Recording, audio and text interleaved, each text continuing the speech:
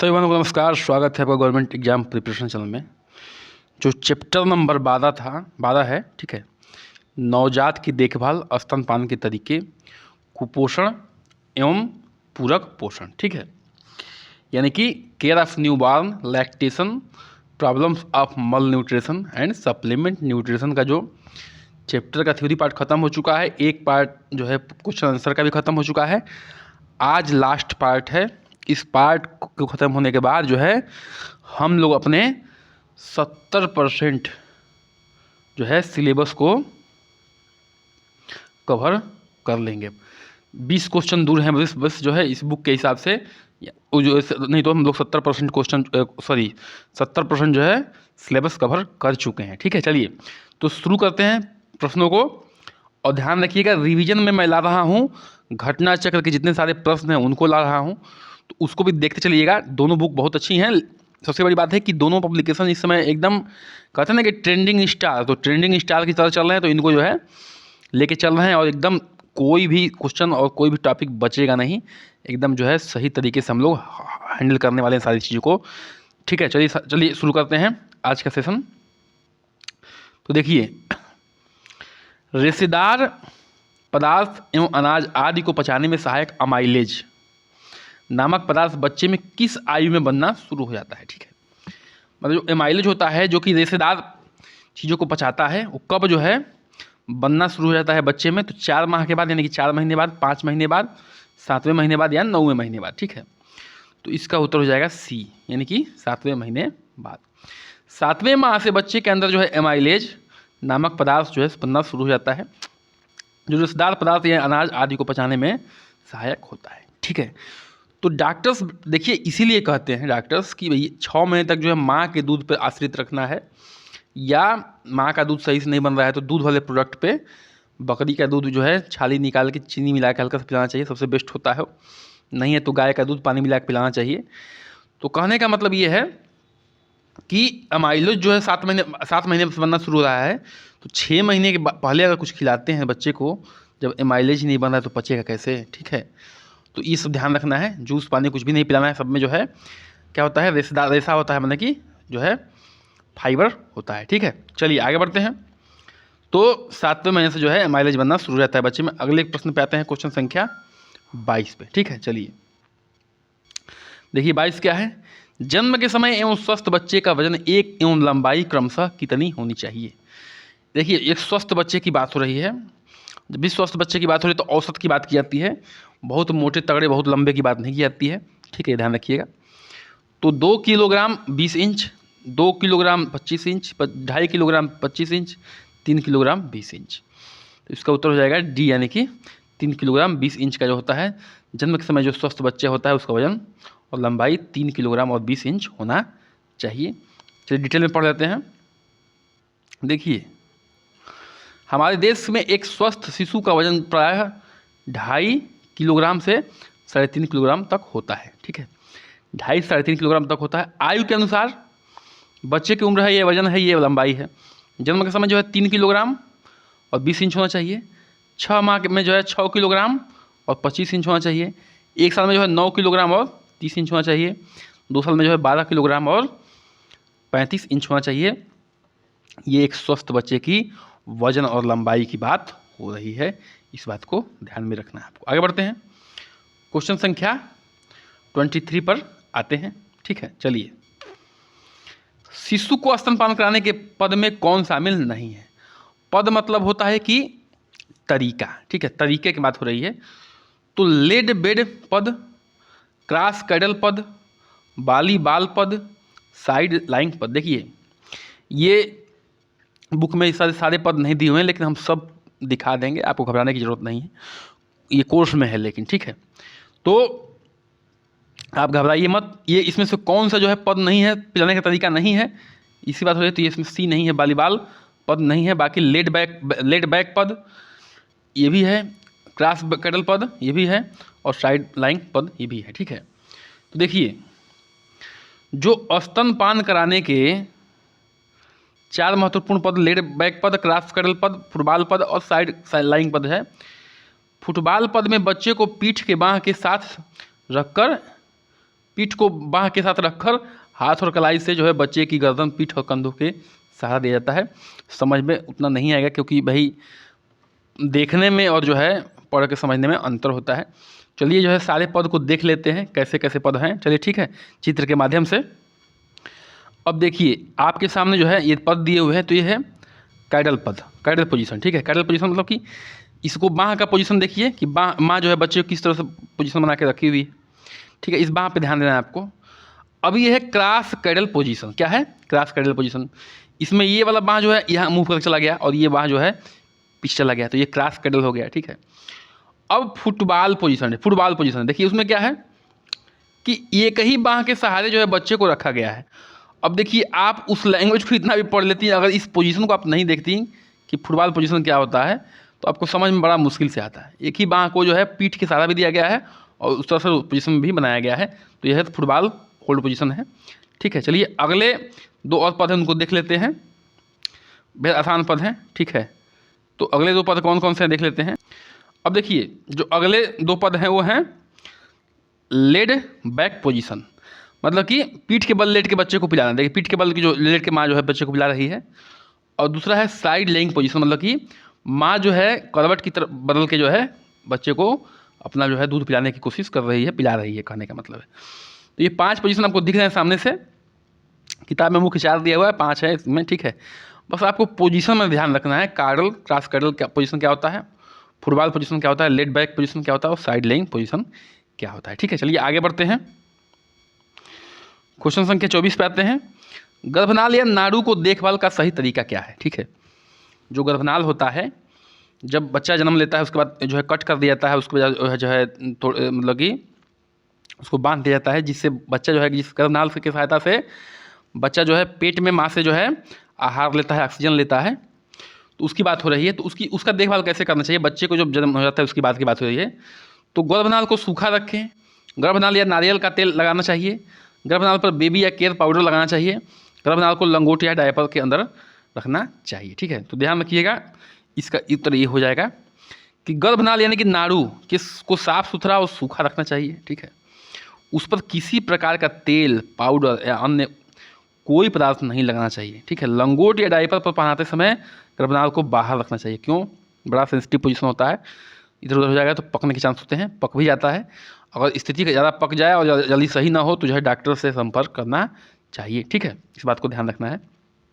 Question संख्या 25 पर आते हैं। ठीक है, चलिए अब देखिए प्रतिवर्ष जो है विश्व स्तनपान सप्ताह कब मनाया जाता है बता दिया गया है बार बार, इसको एकदम रट लीजिए, इंपॉर्टेंट पॉइंट है। ठीक है, बिल्कुल इंपॉर्टेंट है। 1 से 7 जुलाई, 1 से 7 मई, 1 से 7 अगस्त या 1 से 7 अप्रैल।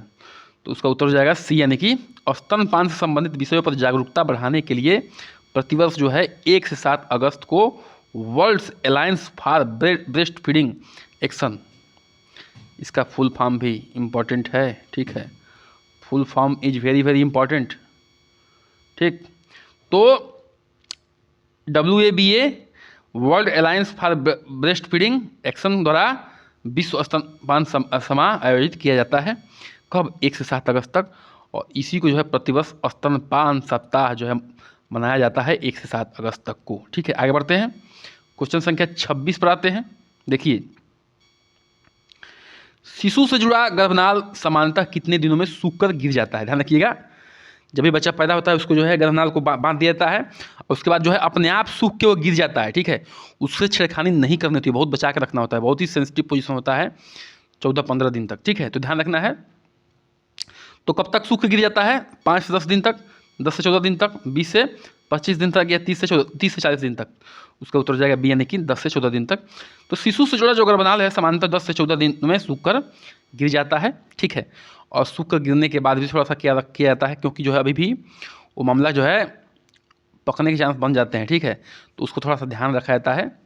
आगे बढ़ते हैं, क्वेश्चन संख्या 27 पे आते हैं। ठीक है, चलिए एक नवजात शिशु प्रतिदिन कितने घंटे सोता है?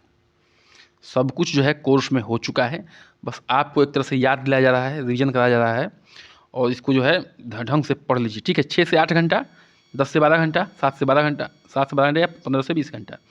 इसका उत्तर हो जाएगा डी, यानी कि एक नवजात शिशु जो है प्रतिदिन 15 से 20 घंटे सोता है।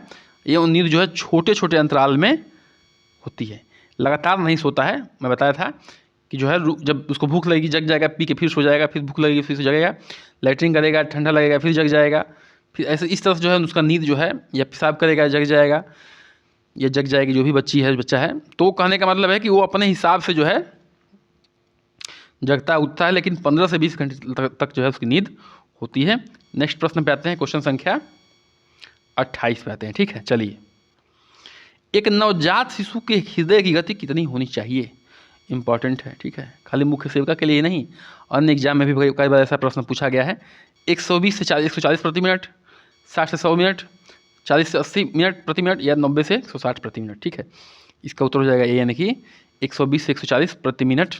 नवजात शिशु के हृदय की गति जो है 120 से 140 प्रति मिनट होती है। ठीक है, 120 से 140 प्रति मिनट नवजात शिशु की हृदय की गति होती है। आगे बढ़ते हैं, क्वेश्चन संख्या 29 पे आते हैं। जन्म लेने के बाद कब शिशु को उसकी माता के साथ त्वचा से त्वचा का संपर्क बनाए रखा जाना चाहिए? ठीक है, देखिए, जब बच्चा जन्म लेता है, मैं बता चुका हूँ, तो बच्चे को उठा के जो है नर्स देखे होंगे या कभी सुना होगा, फिल्म में देखा होगा, तुरंत उठा के जो है बच्चे के माँ के सीने के पास रख देते हैं, और जो है बॉडी से बॉडी टच करने के लिए वो रखा जाता है। उसके कई कारण अभी बताया जाएगा। फिलहाल जो है माँ के स्तन से दूध निकले, माँ का स्तन एक्टिवेट हो, ठीक है, ग्लैंड्स, और माँ जो है, माँ के शरीर से गर्मी जो आ रही है वो बच्चे को मिले, इसलिए क्योंकि बच्चा जो है अंदर से निकलता है, बाहर उसको लगती है ठंड। ठीक है, ध्यान से रखिएगा, ध्यान रखिए इस बात को। ठीक है, तो जन्म के पहले घंटे के दौरान, जन्म के 2 घंटे के बाद, जन्म के 6 घंटे के बाद, तो सप्ताह के बाद, इसका उत्तर ये हो जाएगा कि जो है जन्म के पहले घंटे के दौरान जो है बच्चे को कहाँ रखना चाहिए? माँ के पास जो है त्वचा से त्वचा संपर्क करा के रखना चाहिए। इसको एक्सप्लेनेशन देख लेते हैं। बिना किसी जटिलता के जन्मे शिशुओं को जन्म के पहले घंटे के दौरान उनकी माताओं के साथ त्वचा से त्वचा के संपर्क में हाइपोथर्मिया को रोकने और स्तनपान को बढ़ावा देने के लिए रखा जाता है। हाइपोथर्मिया मतलब वही थोड़ा सा गर्मी लगे बच्चे को, ठीक है, और स्तनपान को बढ़ावा मतलब कि ग्लैंड सेक्रेशन हो और जो है एक्टिवेशन आए, ठीक है, और पीला गाढ़ा दूध जो है निकले पहला, जो कि बच्चे के पाचन तंत्र, इम्यून सिस्टम सबके लिए बहुत ज़रूरी होता है। ठीक है, आगे बढ़ते हैं, क्वेश्चन संख्या 30 पे आते हैं। देखिए, बेहद अच्छे तरीके से क्वेश्चन बनाया गया है और इसको जो ध्यान से थोड़ा सा पढ़ के चलना है आपको। ठीक है, अब देखिए, स्तनपान कराने से माँ को निम्नलिखित में से कौन से लाभ होते हैं? एक चैप्टर इसी पे हम लिया था लेक्चर कि माँ को लाभ, बच्चे को लाभ। स्तनपान कराने से माँ को लाभ और स्तनपान कराने से बच्चे को लाभ। ठीक है, दो चीज़ों का। तो ये भी फिलहाल माँ के बारे में बात हो रही है। कौन सा लाभ होता है? स्तन कैंसर की संभावना कम होती है। बता चुके थे कि 25% तक स्तन कैंसर की संभावना कम होती है। सही है। मानसिक अवसाद की कम संभावना होती है। मानसिक अवसाद मतलब कि जो मानसिक रूप से दबाव, चिंता, आलतू फालतू सोच होती है, फैलती है, दबाव बनता है, वो भी कम होता है। डिलीवरी के बाद जो वजन कम करने में सहायक मतलब मिलता है, बिल्कुल मिलता है। ठीक है, और ऑस्टियोपोरोसिस कम की संभावना कम होती है, ये भी सही है। ठीक है, तो तीसरे का जो उत्तर हो जाएगा डी, यानी कि उपयुक्त, तो सभी सही है। तो इसको पढ़ लेते हैं। ठीक है, चलिए, स्तनपान कराने से माँ को होने वाले लाभ, स्तन कैंसर की संभावना जो है 25% तक कम होती है। गर्भाशय और डिम्ब ग्रंथियों के कैंसर की कम संभावना होती है। गर्भाशय में और डिम्ब ग्रंथियों में कैंसर की कम संभावना होती है। ऑस्टियोपोरोसिस और हिप फ्रैक्चर से पीड़ित होने की कम संभावना होती है। ठीक है, बच्चों को जन्म में अंतर रखने में मदद, क्यों? क्योंकि बताया चुका है, जिस माँ का जो है दूध अच्छे से बनता है वो अच्छे से अपने स्तनपान करा रही है, तो जो है जो सेक्रेशन होता है अंडाशय का वो जो है कम होता है, या मतलब कि वो जो है बच्चा टिकने का, कहने का मतलब है कि चांस बहुत कम होता है। मानसिक अवसाद में कमी होती है। मानसिक रूप से जो दबाव बनता है, फालतू चीज़ें जो दिमाग में चलती रहती है, वो नहीं आता है। डिलीवरी के बाद वजन कम करने में भी सहायक होता है। क्या? स्तनपान। अब अगला क्वेश्चन पे आते हैं 31 पे। ठीक है, तो देखिए 31 क्वेश्चन पे आते हैं। देखिए, स्तनपान से शिशु के होने वाले लाभ क्या हैं? अब शिशु को क्या लाभ है इसकी बात हो रही है। संक्रमण एवं श्वसन संबंधी बीमारियों की कम संभावना, बिल्कुल। माँ के दूध में वो पौष्टिकता होती है, वो ऊर्जा होती है जो संक्रमण को रोकने में क्षमता रखती है और बीमारियों को फैलने से रोकती है। उच्च आईक्यू स्कोर को संभावना। उच्च आईक्यू मतलब कि दिमाग के लेवल को बढ़ाने में सहायक होती है माँ का दूध। माँ एवं बच्चे के बीच दूरी बढ़ाने में संभावना। देखिए अब ये देखिए हल्का सा गलती लिख दिया है, दूरी थोड़ा बढ़ाता है, इतना नजदीकी लाता है ना, तो ये क्या हो जाएगा, गलत हो जाएगा। तो इसका उत्तर क्या हो जाएगा, 1 और 2 सही हो जाएगा। तो इसमें 1 और 2 सी, यानी कि सी ऑप्शन सही हो जाएगा। तो कहने का मतलब कि ये माँ के और बच्चे जब बच्चा जो है माँ का दूध पिएगा तो नजदीकियाँ आएगी, दूरी थोड़ी बढ़ेगी। चलिए तो इसका एक्सप्लेनेशन देख लेते हैं। स्तनपान से बच्चों को होने वाले लाभ क्या है। अस्थमा व एलर्जी के जोखिम में कमी आती है। अस्थमा जो है क्या होता है, एलर्जी क्या होती है, फेफड़े का वाला रोग है, फेफड़े में शिकायत आती जाती है, फेफड़े में संक्रमण रहता है, संक्रमण और श्वसन संबंधी बीमारियों की संभावना कम होती है। उच्च आईक्यू स्कोर की संभावना कम होती है। आईक्यू, उच्च आईक्यू का मतलब होता है दिमाग का लेवल अच्छा होता है। बच्चे व माँ के बीच जो है गहरा संबंध बनता है, सही वजन होता है, मृत्यु दर में कमी आती है, दांतों और का समुचित विकास आदि होता है, जबड़े का भी अच्छा सा एक्सरसाइज होता है। सब कुछ हम लोग पढ़ चुके हैं डिटेल बारे में, ठीक है। बस आप लोग जो है कंसंट्रेशन बना के जो है ध्यान से पढ़ते रहिए, बोर मत होइए, ठीक है। और ये हार्ड वर्क का काम है, पढ़ाई इतना आसान काम नहीं है। जो हार्ड वर्क करेगा वही आगे बढ़ेगा, और हार्ड वर्किंग बनिए, ठीक है। बिना हार्ड वर्किंग बने जो है कुछ भी नहीं होने वाला है जीवन में। इतना कंपटीशन है कि कंपटीशन का आपको फाइट तो करना ही करना है। सबसे बड़ी चीज़ ये है कि हार्ड वर्किंग करना है बेस्ट डायरेक्शन में, ठीक है। Hard working in best direction, ठीक है। तो इसको ध्यान रखना है, इससे मत भागिए कृपया करके। चलिए अगले क्वेश्चन पे आते हैं। बेहद इंपॉर्टेंट क्वेश्चन है 32वां।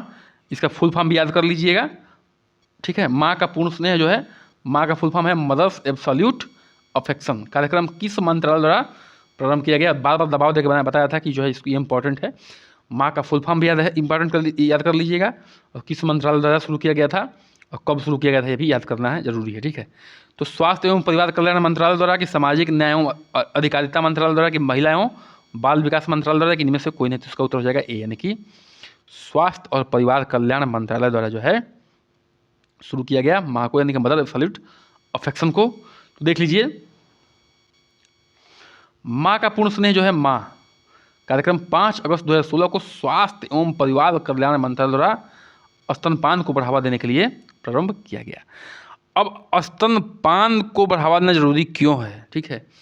इसलिए ज़रूरी है कि आप माँ को लाभ और बच्चे को लाभ, स्तनपान से होने वाले लाभ पढ़ चुके हैं। स्तनपान से होने वाले माँ को लाभ, स्तनपान से होने वाले बच्चे को लाभ, दोनों पढ़ चुके हैं। तो इस लाभ को दिखाने के लिए और हानियाँ भी पढ़ चुके हैं। इस लाभ को पहुँचाने के लिए जन जन तक जो है जागरूकता फैलाती है कौन, स्वास्थ्य एवं परिवार कल्याण मंत्रालय। माँ कार्यक्रम के द्वारा 5 अगस्त 2016 से यह है चालू है, ठीक है। आगे बढ़ते हैं, क्वेश्चन संख्या 33 पे आते हैं। देखिए, बच्चों की वृद्धि के लिए किस पोषक तत्व की आवश्यकता होती है। बच्चों की वृद्धि के लिए किस पोषक तत्व की आवश्यकता होती है। तो वसा की, प्रोटीन की, विटामिन की या खनिज लवण की। तो ध्यान रखिएगा, यहाँ पे किसकी बात हो रही है, वृद्धि की, बढ़ने की। तो वृद्धि, मांसपेशियों में वृद्धि कौन करता है, तो प्रोटीन करता है। तो ये जो है इसका उत्तर हो जाएगा बी, यानी कि प्रोटीन बच्चों की वृद्धि के लिए आवश्यक पोषक तत्व होता है।